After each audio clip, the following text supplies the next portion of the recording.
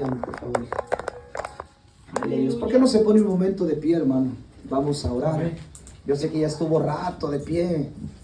Amén, pero le pido tantito, amén, que se ponga de pie nada más porque vamos a hacer una oración. Amén. El día de hoy para que el Señor tome control de este tiempo tan maravilloso. Amén, que el Señor nos ha regalado al estar en este lugar.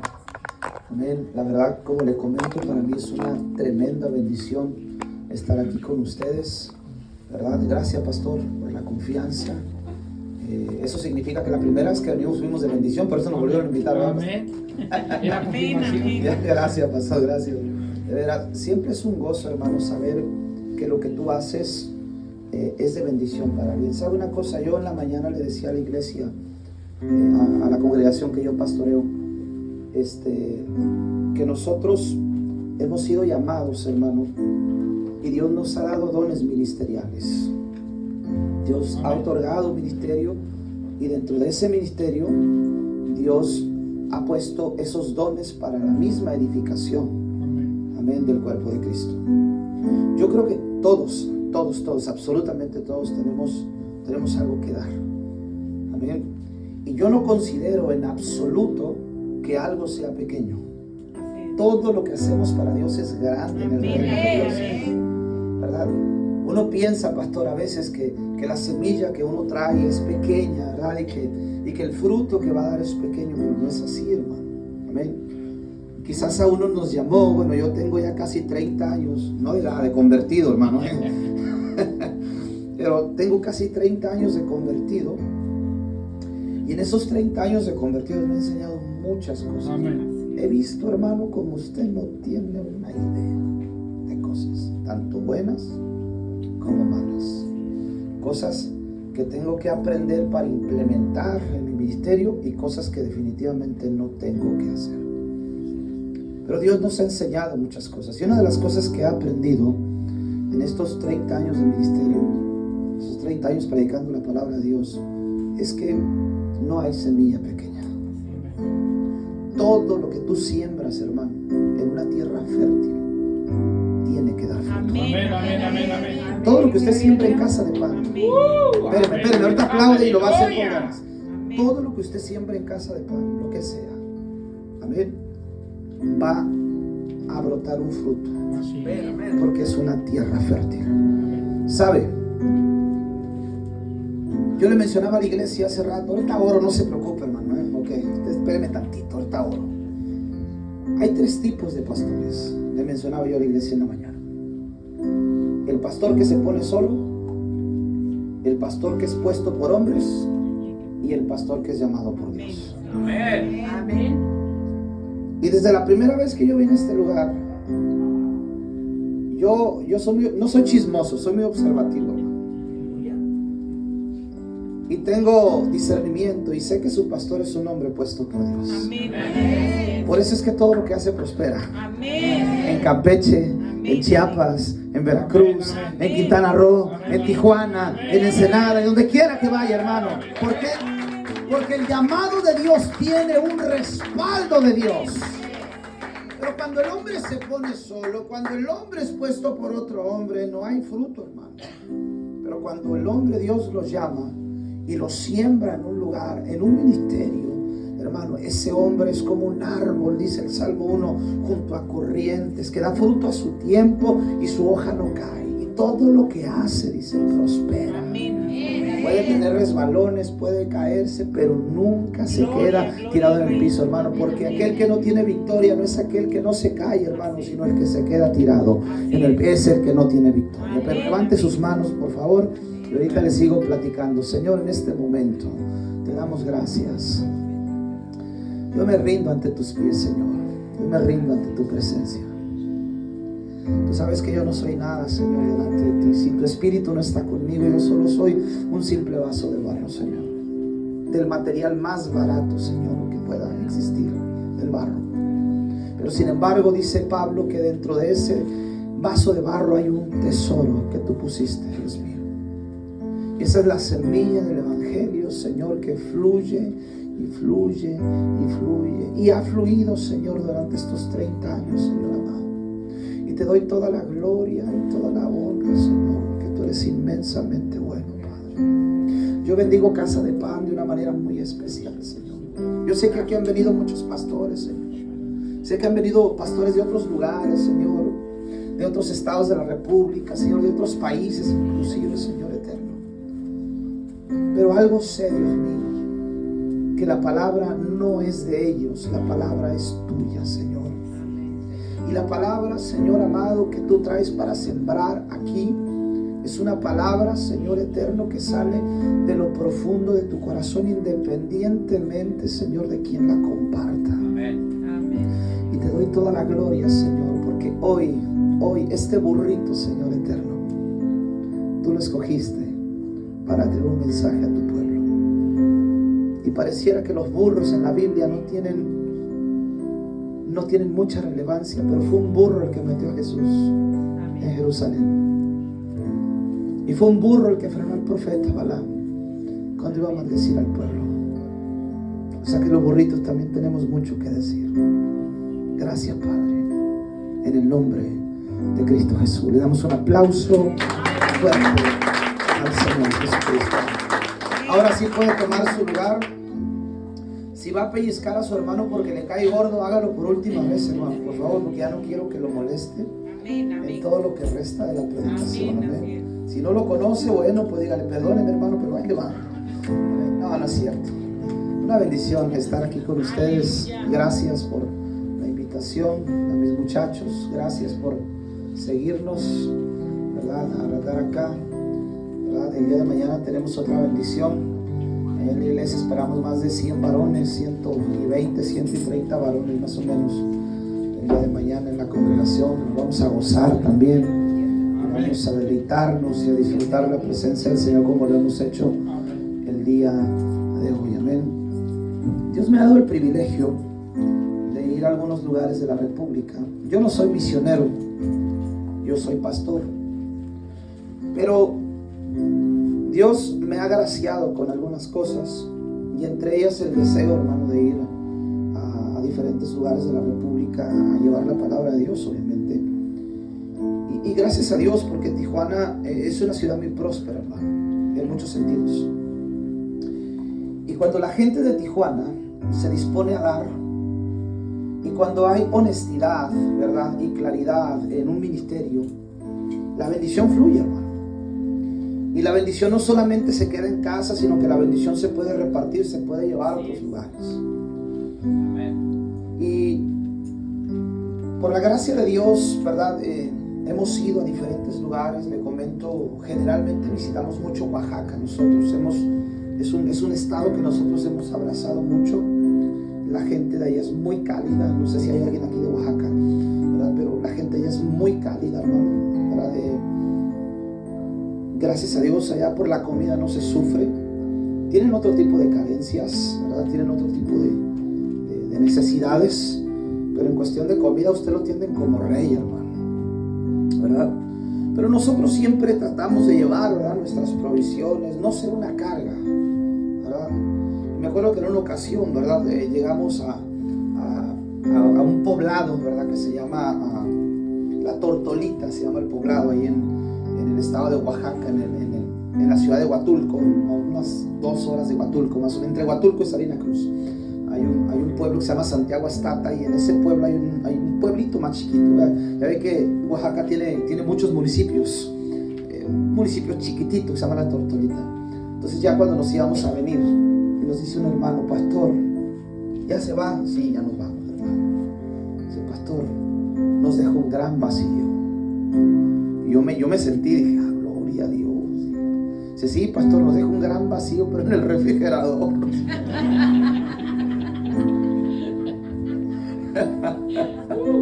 Digo, dije, pues, bueno.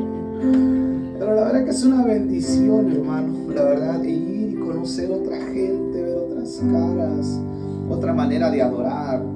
Me acuerdo que ya hacíamos los cultos abajo de los árboles. Bueno, una bendición maravillosa. Ahorita por cuestiones de que tengo a mi mamá en el hospital, ¿verdad? No hemos podido salir. Mi mamá cayó enferma el año pasado, en octubre del año pasado, por neumonía en el hospital, y hasta el día de hoy mi mamá no se ha podido recuperar de sus pulmones. Sigue todavía en el hospital, y parte de eso, obviamente parte de ese proceso, ¿verdad?, que nosotros hemos vivido como familia,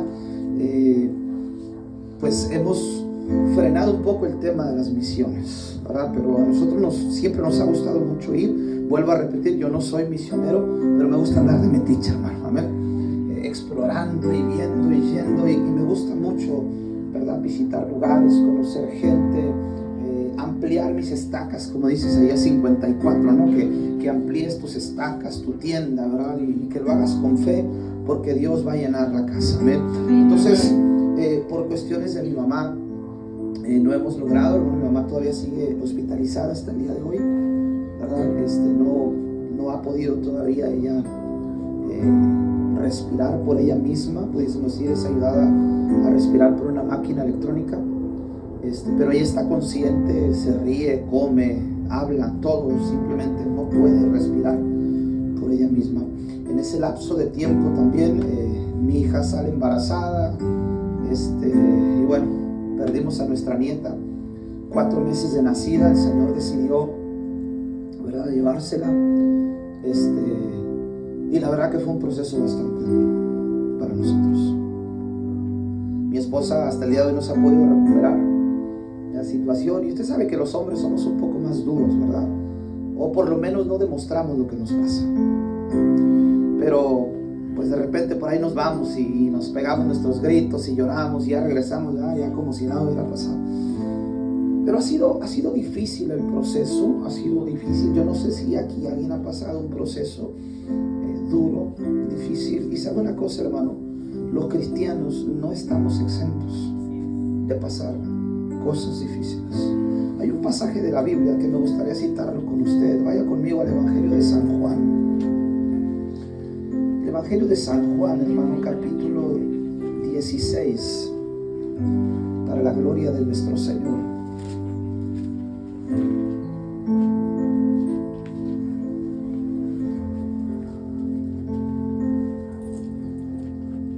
Versículo 25 en adelante, del capítulo 16 del Evangelio de San Juan. Ténganme un poquito de paciencia, hermano. ¿Lo tiene conmigo? 16:25 del Evangelio de San Juan dice de la siguiente forma, para la gloria de nuestro Señor Jesucristo: estas cosas os he hablado en alegorías. La hora viene cuando yo no os hablaré por alegorías, sino que claramente os anunciaré acerca del Padre. En aquel día pediréis en mi nombre, y no os digo que yo rogaré al Padre por vosotros, pues el Padre mismo os ama, porque vosotros me habéis amado y habéis creído que yo salí de Dios. Salí del Padre y he venido al mundo. Otra vez dejo el mundo y voy al Padre, dijo nuestro Señor Jesús. Le dijeron sus discípulos: he aquí, ahora hablas claramente y ninguna alegoría dices. Ahora entendemos que sabes todas las cosas y no necesitas que nadie te pregunte. Por esto creemos que has salido de Dios. Jesús le respondió: ¿ahora crees? Es una pregunta. ¿Ahora crees? He aquí, la hora viene, dijo Jesús, y ha venido ya, en que seréis esparcidos cada uno por su lado, y me dejaréis solo. Mas no estoy solo, porque el Padre está conmigo. Y el verso 33 dice lo siguiente: estas cosas os he hablado para que en mí tengáis paz. Y quiero que preste atención a esto. En el mundo tendréis aflicción, pero confiad, yo he vencido al mundo. ¿Sabe? Este versículo no nos deja adentro a nadie, fuera a nadie. Aquí no dice que nosotros no vamos a pasar cosas difíciles. Nos dice que vamos a tener aflicción. Nos dice que vamos a padecer necesidad. Cuando Jesús está hablando con sus discípulos acá, obviamente estamos hablando en el tiempo donde Jesús todavía caminaba con ellos. Vino después el tema de la crucifixión. Él estaba profetizando ahí mismo, dijo que lo dejarían solo, y así fue, efectivamente. Lo dejaron solo, él pasó su proceso hacia la cruz, fue crucificado. Después viene el milagro de la resurrección, está con sus discípulos 40 días, y en esos 40 días los estuvo instruyendo. ¿Por qué? Porque él se iba a regresar a su lugar de origen y los iba a dejar acá, ¿sí? Y los iba a dejar trabajando ahora ellos. Y cuando vemos el capítulo 1 del libro de los Hechos, vienen las instrucciones de Jesús, ¿verdad? Y le preguntan al maestro que qué va a pasar, cuándo es el fin de los tiempos y todo ese tipo de cosas, cuándo van a suceder y demás.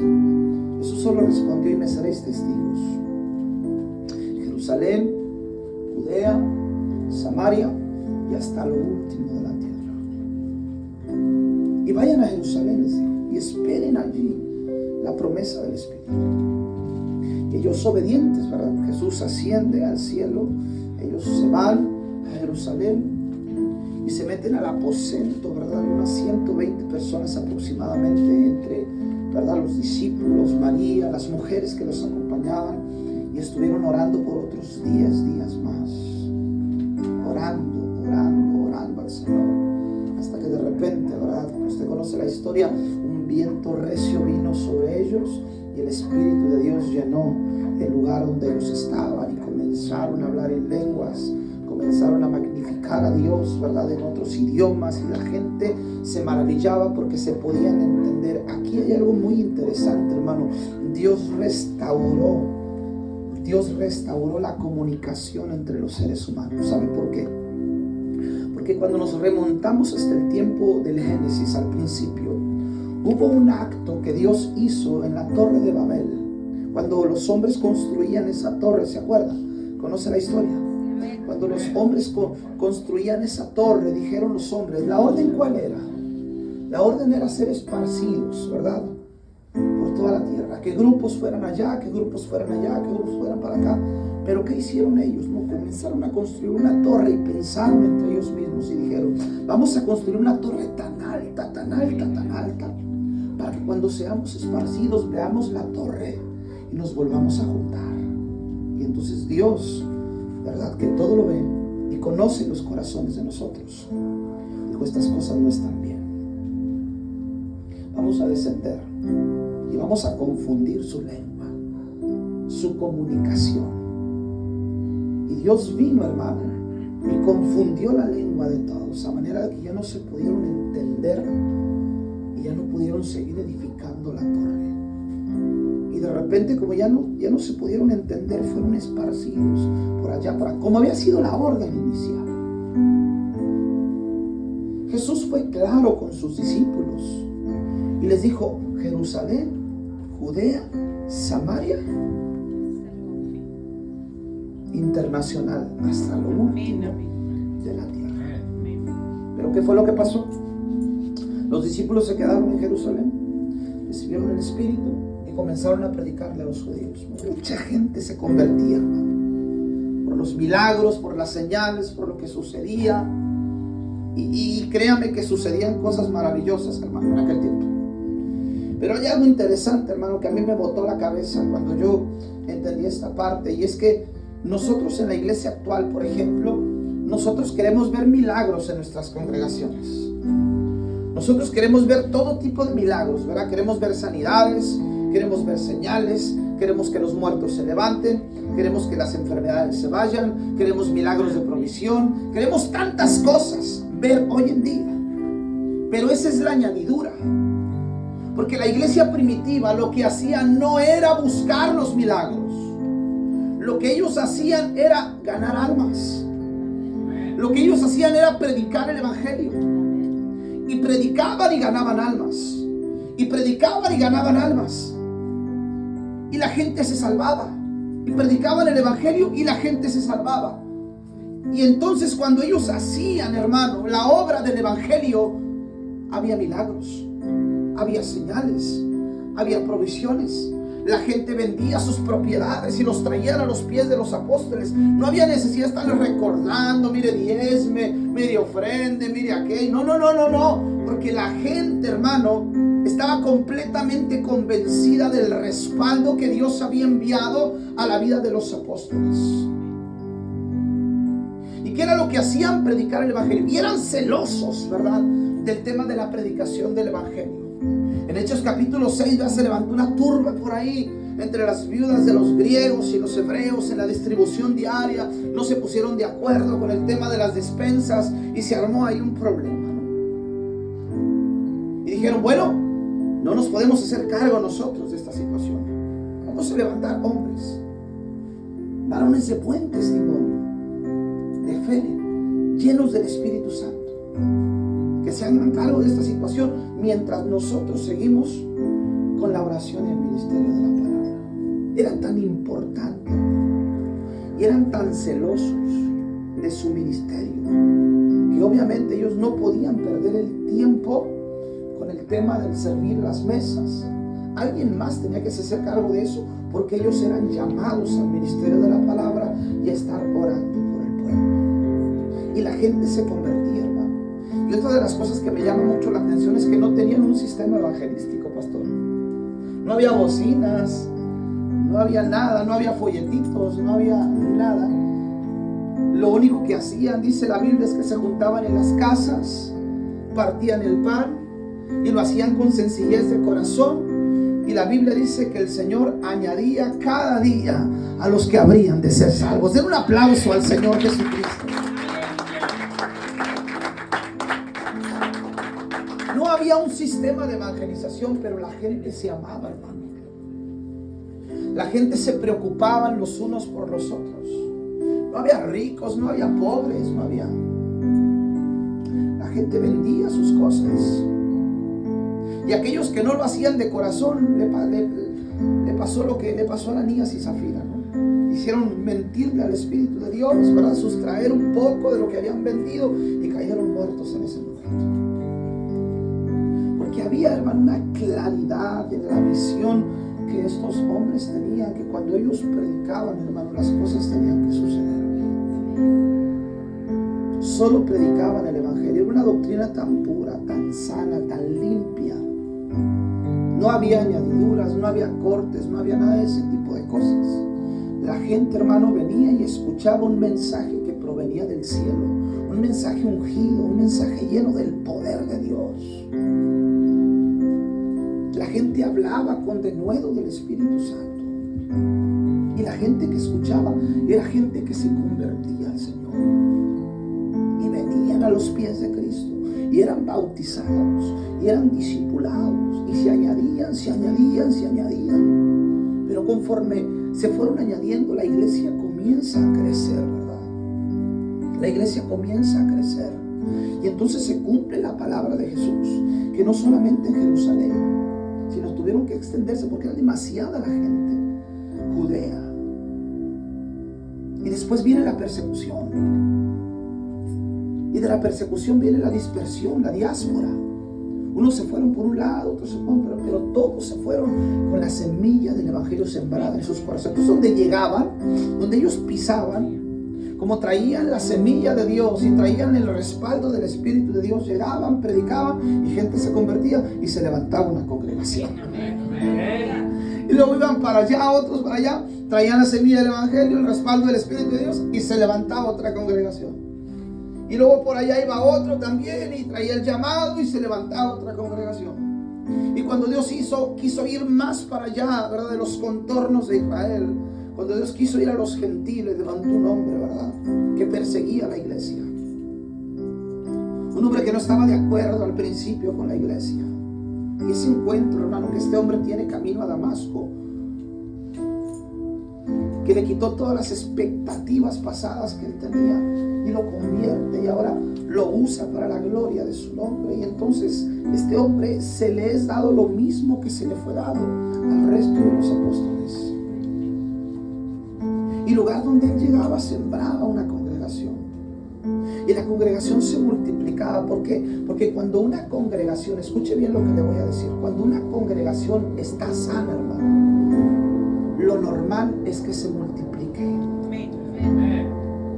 Cuando una iglesia, cuando una congregación está sana, lo normal es que se multiplique. Yo le voy a decir una cosa, hermano, y no porque yo sea pastor, pero el pastor no puede parir ovejas. Los que paren ovejas son las ovejas. Usted tiene que reproducirse en alguien más. Usted tiene que ganar almas. Usted tiene que ir y tiene que predicar y tiene que traerlos a la iglesia. El trabajo, escuche, el trabajo del pastor es cuidar lo que usted se gana. El trabajo del pastor, hermano, es pastorear, es llevar a pastos frescos a la gente. Pero el trabajo de la multiplicación, el trabajo de la reproducción, hermano, eso es de las ovejas. ¿Sí me sigue acá? Ahora, ¿quiénes eran los que se reproducían? Y había un pastor en cada rebaño, ¿verdad? No había miles de pastores, no. Eran un pastor y muchas ovejas. Y por allá otro pastor y otras tantas más ovejas. Pero algo que me llama la atención, hermano, es que cuando el pueblo se empieza a formar, cuando el pueblo empieza a crecer, obviamente usted sabe, pueblo chico, problema chico, pueblo grande, problema grande. Sí, mientras el pueblo está pequeño, mire, en una ocasión le cuento rápidamente un testimonio. Nosotros empezamos en la casa de la sala de mi mamá, para la gloria de Dios, hace, ¿cuántos años ya? 15. Empezamos en la sala de la casa de mi mamá, haciendo cultitos de hogar nada más, ¿verdad? Normalito. Nosotros ya teníamos un llamado de parte de Dios, sí, pero empezamos a hacer cultos sin esperar que fuera el tiempo de Dios todavía, pero Dios empezó a añadir a un vecino, y luego que añadir a otro, y luego pues ese vecino invitaba a una persona así, y se fueron añadiendo, hermano. Total de que en la sala de mi mamá llegamos a ser 20 personas, 15, 20 personas, ya no cabíamos. Teníamos un pianito de esos acústicos. Mi mamá tenía un piano acústico, esos de cola, pero bueno, no era de cola, estaba mucho, pero un piano acústico. Y me acuerdo que yo tocaba el piano allí, cantaba mientras pues hacía alrededor, ¿verdad? Estaban todos los hermanos y mandamos, se metió un hermano que es carpintero y nos hizo un púlpito, ¿verdad? Y pues empezó a darle forma, pastor, al ministerio, comenzó a darle forma. Teníamos culto los días lunes, me acuerdo, pero de repente pues el pastor de nos congregamos dijo, no, vamos a hacer una actividad los lunes. Bueno, lo cambiamos a los martes sin problema, ¿no? Entonces, no vamos a hacer una actividad los martes, pues, nos regresamos a los lunes, ¿no? Y así estábamos, hermano, así estábamos trabajando. Y de repente el Señor nos hizo sentir, ¿verdad? Añádele un día más. Bueno, entonces ya eran los lunes y eran los viernes que nos congregábamos ahí en la sala de mi mamá. Ya la gente estaba por las ventanas, ya no cabía. Y me acuerdo que rentamos un localito por ahí abajito, cerquita, como a media cuadra de la casa de mi mamá, mi localito. Y me dijo el señor de ahí, el dueño de los locales, eran varios locales, me dijo, don Toño, Dios lo bendiga, don Toño, la verdad. Se portó muy bien el hombre, aunque a pesar de que no es cristiano. Me dijo, oiga, ¿para qué quiere el lugar? ¿Qué va a hacer? Digo, pues la verdad, queremos poner una iglesia. Me dijo, a ver, ¿eso lo quiere? Digo, sí queremos poner una iglesia, queremos abrir un lugar. Dice, no, pues me parece muy bien. Dice, mire, qué bueno que va a hacer eso. Dice, porque aquí hay muchos muchachos, dice, que necesitan ayuda. Dice, para que los ayude. Yo rento el lugar en 3,000 pesos hace 15 años. Pero yo se lo voy a rentar en 1,500. Dice. Ok, así quedó. Y ya va incluida la luz y el agua. Gloria a Dios. En 5 años, hermano, nunca nos subió la renta. Por 5 años estuvimos pagando 1,500 pesos por mes.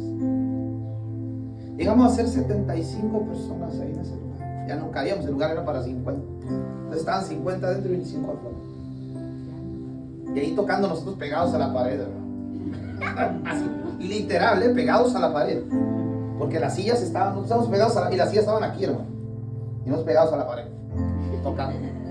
Los que alcanzaron a tocar, Pepe, Pedro, los que se acuerdan, Yuri de aquel tiempo, pegados a la pared, así literalmente pegados a la pared. Pero había una tremenda bendición. Y me acuerdo, al punto al que voy, Llegó un hermano de otra iglesia, de una iglesia grande por ahí en la colonia Los Álamos, que no voy a decir su nombre, que la mujer la conoce, no vaya con el chisme. Y me acuerdo que me dijo el hermano, me dijo, ¿sabe qué, pastor? La verdad, qué bonito, dice, la verdad, que la iglesia esté chiquita, dijo. Así, entre todos se aman, se protegen, se cubren, dice, porque cuando las iglesias crecen, dice, ya la gente se vuelve muy antipática, ya la gente nomás entra y sale, ya es gente de formato, de estructura, y si no hay un formato, una estructura, la gente ya no quiere seguir en las iglesias. Y es terrible, hermano, porque conforme va creciendo el número de las personas, parece que se va perdiendo el amor, y ya son más importantes otras cosas. Pero mientras las iglesias son pequeñas, hermano, la gente se ve con amor, se conoce. Yo me convertí en una iglesia chiquita, así más o menos, Arturo, o más chiquita. Yo creo que al principio un poco más chiquita, ¿no? No, esta está bien hecha, ¿no? Sí. Esta está bien hecha. Me acuerdo, hermano, que cuando llovía más adentro que afuera. Y lo estaba chueca, estaba cayendo. Pero nos gozábamos. Era de alfombra, igualito aquí me remonta a mis tiempos cuando nos convertimos. Y nos gozábamos. Había mucha bendición. Mucha bendición. Después la iglesia creció y fue otra cosa muy diferente. Pero Él nos ha traído, hermano. Y una de las cosas que yo he aprendido en este camino es que Dios tiene que ser el centro de nuestra vida. En todo lo que hacemos. Y no significa que porque Dios está con nosotros no vamos a pasar adversidades o no vamos a pasar dificultades. La iglesia primitiva las pasó. Si nosotros nos vamos un poquito más adelante en la historia, al tiempo del oscurantismo, por ejemplo, entre los años 100, cuando muere el apóstol Juan, que fue el último de los apóstoles en morir, llega un tiempo que se le conoce como el tiempo del oscurantismo. Fueron 213 años de persecución para la iglesia, donde los encarcelaban, se los echaban a los leones, los quemaban vivos, morían abrazados, hermano. No sé si ha escuchado usted acerca del circo romano. Roma persiguió mucho a la iglesia, los querían exterminar, pero Jesús dijo que las puertas del infierno no iban a prevalecer contra la iglesia. Amén. Y la iglesia sigue viva hasta este tiempo. Amén. La iglesia sigue viva todavía. 213 años de persecución, hasta que en el año 313 la persecución cesa con el emperador Constantino. Dice que él tiene una revelación y se convierte a Cristo según él. Y yo creo, hermano, que ese ha sido el peor tiempo de la iglesia. Porque cuando la iglesia era perseguida, cuando la iglesia vivía en cuevas, cuando la iglesia no podía sustentarse por ella misma, cuando la iglesia no podía sembrar, no podía tener un trabajo, no podía tener animalitos, no podía tener una casa, no podía vivir, no podía nada, cuando se la pasaban en las cuevas huyendo porque los querían matar a ellos y a sus hijos, era gente feliz, era gente que amaba a Dios. Pero cuando la iglesia aceptó, hermano, unirse con el Estado, la iglesia se corrompió. Y empezaron las prácticas paganas se comenzaron a ver de una manera tan normal en la iglesia. Y la iglesia se pudrió por dentro. ¿Qué dijo el diablo? No los puedo acabar, no los puedo matar. He intentado de todo y no puedo acabar con ellos, pero me infiltro dentro de ellos. Y cuando el enemigo hizo eso, hermano, causó estragos en la iglesia. Eso es lo que se le conoce como la época imperial o el periodo imperial, cuando la iglesia se une con el gobierno. La iglesia tuvo mucho poder en ese periodo, mucho poder, pero la iglesia se pudrió por dentro. Después viene un tiempo, hermano, de casi 1400 años, el periodo medieval, donde la iglesia casi desaparece. El cristianismo, no sucedió nada con el cristianismo en 1400 años. Intentos fallidos de reformas. Hombres que se levantaban de manera esporádica, unos por allá, otros por acá, queriendo avivar una vez más el fuego que una vez había ardido en el corazón de los creyentes, pero la iglesia estaba completamente apagada. Hasta que llega el periodo de la Reforma en 1517. Un hombre llamado Martín Lutero, y se volvió a encender la llama una vez más. Y aparece la iglesia evangélica de la nada. Y comienza a ser llena del Espíritu de Dios. Y comenzaron a votar los misioneros por donde sea. Y después llega el evangelio a nuestro continente. Y ahora los americanos comienzan a escuchar de Dios, a conocer de Dios. Y el Espíritu de Dios comienza a trabajar con la iglesia. Y nos podemos ir, hermanos, siglo por siglo, por siglo, por siglo, hasta llegar a nuestra actualidad. Dios ha sido fiel. Dios ha sido muy fiel. Voy a repetir eso porque nada más escuché un amén. Dios ha sido muy fiel. Amén. Muy fiel. Y hasta el día de hoy, hermano, independientemente, mire, yo a usted ni lo conozco, no sé lo que ha pasado en su vida, no sé cuál ha sido su proceso para llegar aquí donde usted está, pero lo que sí sé es que la fidelidad de Dios es más grande que todo lo que nosotros pudiésemos haber pasado a lo largo de nuestra vida. Amén. Así es. Le platico rápido. A un pastor lo invitaron a predicar en la ciudad de Nueva York antes de que los aviones se estrellaran en el World Trade Center en Nueva York, en las Torres Gemelas. ¿Se acuerdan? En el 2001, lo que sucedió en Nueva York. Dice el pastor que lo invitaron a predicar en Nueva York una campaña de 3 días. Él va, el pastor va. Y dice que cuando él iba en el avión, hermano, llegando a la ciudad de Nueva York, los aviones vuelan a 10,000 pies de altura. Para los que no sabían, ya no voy a volver a subir un avión, ¿verdad? 10,000 pies de altura vuela un avión, dependiendo la altura de la ciudad. Es la altura del avión. Bueno, dice que cuando él iba en el avión, el Señor le dijo: asómate por la ventana. Y exactamente iban pasando por donde estaban las torres del World Trade Center. Cuando el pastor mira abajo, ¿cómo cree que se miraron las torres? Así, chiquititas, desde la altura. Llegó a la ciudad de Nueva York, terminó la campaña, lo llevaron a dar un paseo por ahí, por el centro de Nueva York. Y cuando iban pasando exactamente enfrente de las torres del World Trade Center, Dios le dijo: voltea para arriba. Y a ras de piso él volteó, hermano. ¿Cómo cree que se miraba la torre? Gigantes.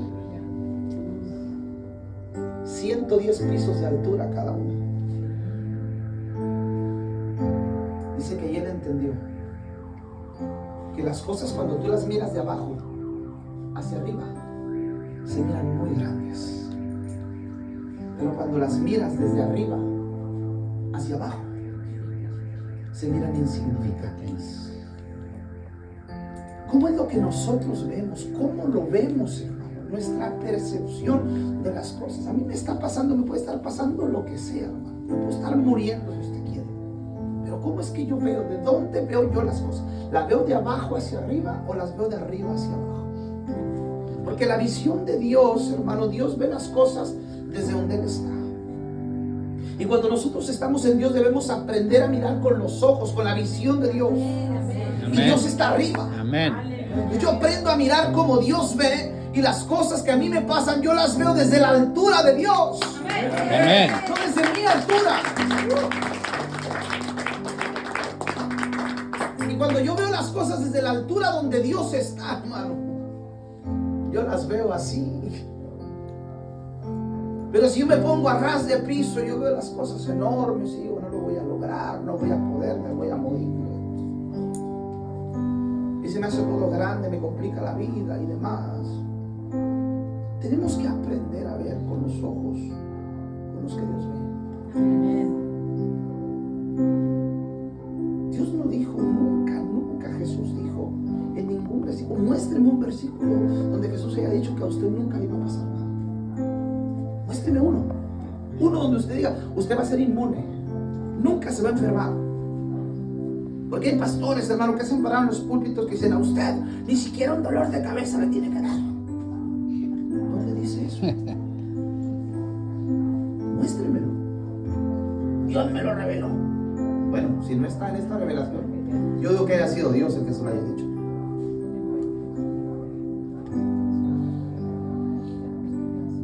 En el mundo van a tener aflicciones,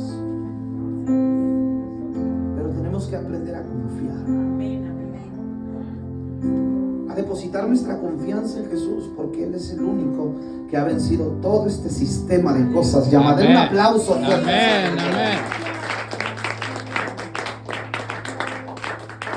Si yo no confío, yo me muero, hermano. Yo no subsisto, yo no puedo seguir adelante si yo no confío. Yo necesito aprender a confiar en Dios. Y la confianza en Dios a mí me potencia, a mí me eleva, me lleva a lugares donde yo necesito estar como creyente. Porque hay mucha necesidad a mi alrededor. Hay mucha gente que se está muriendo, mucha gente que tiene problemas, gente que se está divorciando. Y nosotros tenemos una verdad de nosotros, una semilla que estamos sembrando. ¿Y sabe cuál es lo peor que el pueblo puede hacer? Es callar lo que Dios le ha dado por hablar. Porque todos tenemos que llevar un evangelista dentro. Amén. Donde quiera que vayas, ¿verdad? Vas al mercado a comprar las naranjas, las papas, los chiles, ¿verdad? Y pues ahí a la que vende ahí, de una otra forma, ¿verdad? Hay que buscarle la manera de presentarle el evangelio. Porque esa gente necesita a Cristo. Porque los médicos necesitan a Cristo. Porque los abogados necesitan a Cristo. Porque los políticos necesitan a Cristo. Porque el albañil necesita a Cristo. Porque el taxista necesita a Cristo. Porque toda la gente, hermano, que tiene un alma que salvar, necesita a Jesús. Amén. Y nosotros tenemos esa verdad. ¿Cuánto dicen Amén, amén, amén. Esa verdad que necesita ser predicada. Y Dios no va a traer a gente de Marte, de Júpiter, si es que hay. Dios nos va a usar a nosotros, a ti y a mí. Oiga, pastor, pero yo no sé ni hablar. Moisés dijo lo mismo, no se preocupe. Dijo: ¿no sabes hablar? No sé hablar, Señor. Y pensó que el Señor se iba a quedar ya quieto. Dijo: no, te voy a poner a él sabe hablar muy bien. Te lo voy a poner a un lado, a que te ayude. Y cuando te pegue la tartamudez, que le entre tu hermano. Así que no hay ningún tipo de pretexto, hermano, para no servir al Señor. Apoya a su pastor. ¿Usted cree que su pastor es un hombre de visión? Amén. Apóyelo. Haga crecer, hermano, este lugar, esta visión. Reprodúzcase. Esa es la visión de Dios para su pueblo. Decimos: pastor, herencia de Jehová son los hijos. No, pues ahí sí entendimos re bien la revelación. Tenemos más de 5 cada uno. Pero reproduzcas en el Espíritu. ¿Verdad? Amén. Reproduzcas en el Señor. Ese fue el mandato de Jesús: vayan y hagan discípulos a todas las naciones, bautícenlos, enséñenles que guarden todas las cosas. Y aquí yo estoy con vosotros todos los días hasta el fin del mundo. Entonces lo que Jesús prometió no es que nunca nos iba a pasar nada. Lo que Él prometió es estar con nosotros todos los días hasta el fin del mundo. Amén. Aquí les suelto algo rápido, hermano, ya estoy terminando. Mire, muchas veces nosotros pensamos que porque no sentimos a Dios, Dios no está con nosotros. Eso es una mentira, hermano. Jesús dijo que Él estaría todos los días hasta el fin del mundo. ¿Lo sientas? No lo sientas. Porque si yo no siento que Dios está aquí y en realidad fuera así, entonces Jesús fue mentiroso. Si Jesús estuviese sujeto a nuestro sentir para saber si Él está o no está, entonces lo que Él dijo no fue verdad. Pero no es así. Yo me puedo sentir solo y no estoy solo. Jesús está conmigo. Amén. Puedo estar en el peor momento de mi vida pero Jesús está ahí. Amén. O sea, Jesús no solamente está en el momento en el que tú te sientes bien, en el momento en que mejor la estás pasando. No, Él está todo el tiempo. Dijo todos los días. Y todo es una totalidad. Todo es todo. Todos los días. Hasta el fin del mundo. O sea que desde que te convertiste al Evangelio, desde que conociste a Cristo, hermano, Él ha estado contigo. A lo mejor tú ni cuenta te has dado de las que Él te ha salvado. Ni cuenta te has dado cuando Él ha puesto la mano para que tu pie no tropiece, hermano. No caiga en un agujero. A lo mejor ni cuenta te has dado de las cosas de las que Dios te ha librado. Pero sin embargo, Dios ha estado ahí siempre. Amén. Lo sientas o no lo sientas. Amén. Él siempre está ahí. Dale un aplauso. Amén. Amén. Es que ¿por qué le digo esto, hermano? Porque yo me hinco a orar. Vénganse los muchachos de la música. Que yo me hinco a orar. Y no siento a Dios. Digo, no, Dios ya me abandonó. Dios no está conmigo. A lo mejor es la misma situación y la presión que estás sintiendo en ese momento, ¿verdad? ¿Y qué fue lo que pasó con Jesús en el huerto del Getsemaní? ¿Cómo se sentía? Solo. Hasta él mismo dijo en la cruz: Padre, ¿por qué me has abandonado? ¿Será que el Padre lo había abandonado? No. No, pero él sentía una presión tan grande que él se sentía solo. Y así nos sentimos muchos a veces. Nos sentimos solos. Pensamos que Dios no está con nosotros. Pero eso no es cierto, hermano. Porque Él prometió estar con nosotros todos los días. Amén. Y Él ha cumplido su palabra. Y es cierto que ha habido situaciones donde yo me he sentido que me hinco a orar y no siento a Dios.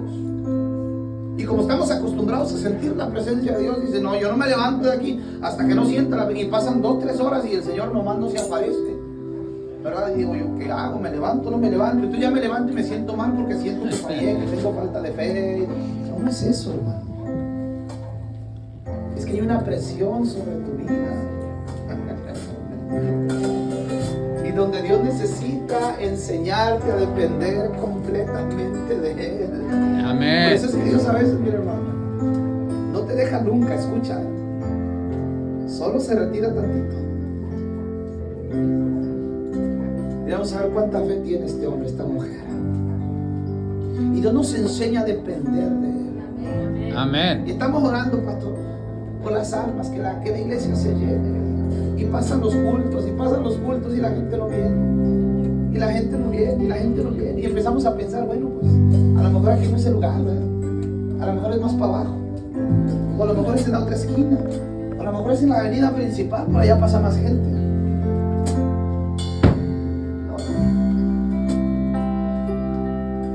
Nosotros estamos exactamente donde Dios nos quiere tener. Amén. Lo único que necesitamos esperar es que Dios sobre.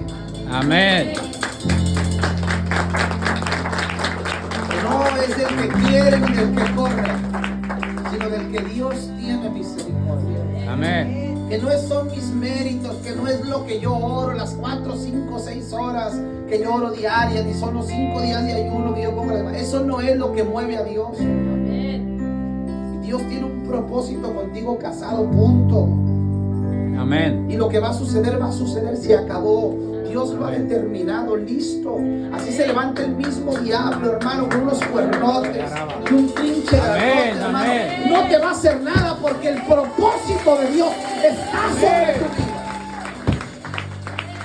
Listo, Dios lo dijo, no más. Pero dentro de ese proceso hay momentos de dificultad. Tienes que entenderlo. Todos los hombres de Dios, hermano, a lo largo de la historia tuvieron que pasar procesos. Elías se acababa de bajar del monte Carmelo, hermano, de tener una tremenda victoria con los profetas de Baal. Pero cuando se bajó, una mujer lo amenazó y salió corriendo. Hay mucha gente que dice que Elías tuvo miedo. No, yo le voy a decir aquí qué fue lo que pasó. Elías pensaba que él era el último profeta que quedaba. Y él pensó que si lo mataban, el ministerio profético se terminaba. Por eso corrió. Y dice la Biblia que corrió mucho y muy recio. Y cuando se cansó, llegó debajo de un árbol, un enebro, y se acostó. Y dijo: Señor, ya basta, quítame la vida, yo no puedo con esto. Y dijo: Señor, calma tus nervios. Largo camino te espera. Amén. Largo camino te espera todavía.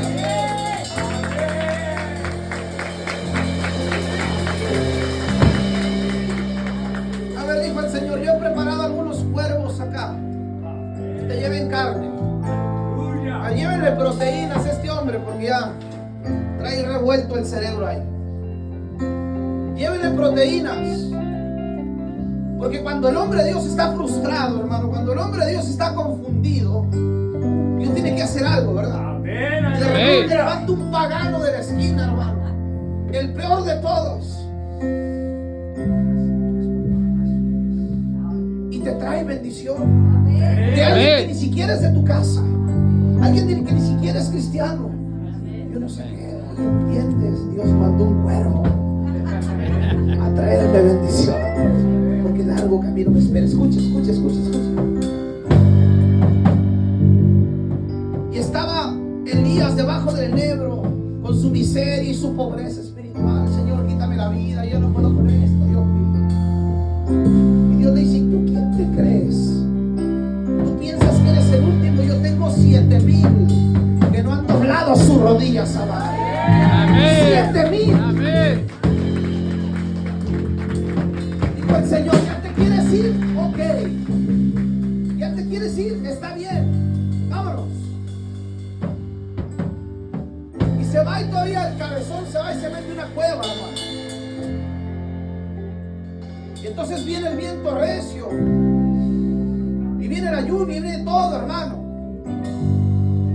Y viene el silbo apacible. Y viene la voz y le dice: Elías, ¿qué estás haciendo aquí? Tú me dijiste que ya querías irte. Ve y unge por rey a Jehú y a Eliseo en tu lugar, porque tú ya te vas. Y uno piensa y dice: no, es que si yo me voy, este lugar no va a prosperar. Alaba al Señor. Dios tiene muchos hermanos. Tenemos lo que traer en tu lugar. ¿Sabes una cosa? Eres alguien importante para Dios, por eso Dios te tiene acá. Por eso Dios te tiene aquí, hermano. Porque Dios siempre quiere un remanente, siempre guarda un pequeño puñado de gente fiel a su palabra. Pero no significa, hermano, que porque tengas la unción de Dios, que porque tengas el Espíritu Santo, que porque Cristo esté en tu corazón, no vas a tener problemas. No, la Biblia no dice eso, no enseña eso por ninguna parte. Todos los hombres de Dios tuvieron problemas. Todos los hombres de Dios se equivocaron.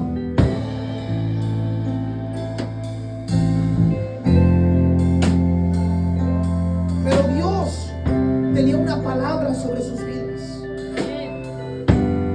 Y cuando Dios le pone el ojo a alguien, hermano, olvídese que ese hombre se le puede escapar. Ya no se puede. Por más que se le quiera zafar y se quiera ir, y yo no quiero. Ay, miren, yo he escuchado tantos pastores que dicen: ay, es que yo le decía al Señor que yo no quería ser pastor. ¿Y quién te iba a pedir permiso? O sea, cuando Dios pone el ojo en alguien y dice: tú eres esto, se acabó, hermano. Amén. Y tú eres Pedro, le dijo a Simón. Amén. Y sobre esta roca voy a edificar mi iglesia. Y las puertas del infierno no van a prevalecer en contra de él. Tú eres Pedro. Aquí te llamo hoy. Sobre el fundamento que hoy yo te estoy dando, es que la iglesia va a prevalecer hasta el fin de los tiempos.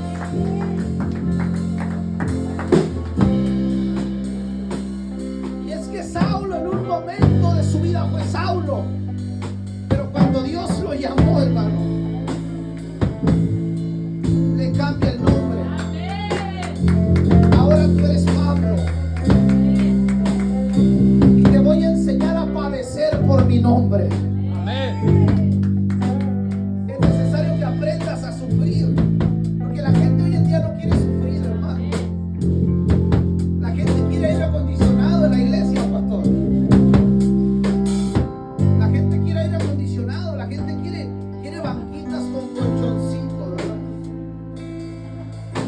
gente no quiere sufrir hoy en día. La gente no quiere pagar el precio. Pero es que para poder tener esos lugares, hermano, de privilegio, hay que pagar un precio. Hay un recorrido que caminar. Hay un aplauso fuerte al Señor. Sirva a Cristo y hágalo con gozo. ¿Qué es lo que nos puede costar? Si arriba tenemos una preciosa mansión que nos tendrá. Amén. Si en esta tierra no tenemos morada, dijo el apóstol Pablo, tenemos de Dios un edificio, una casa no hecha de manos. ¡Oh, a Dios y les amo!